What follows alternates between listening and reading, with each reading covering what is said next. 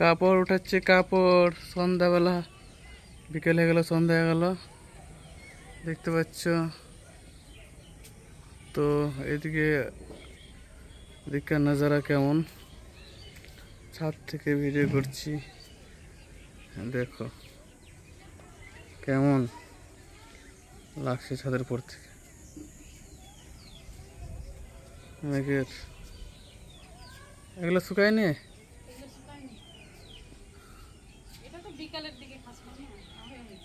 আর কি বলবে, সব কাজ হয়ে গেল।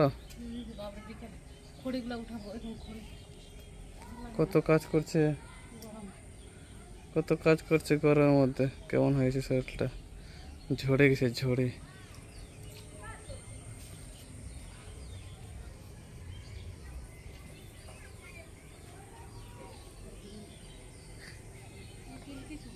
হ্যাঁ,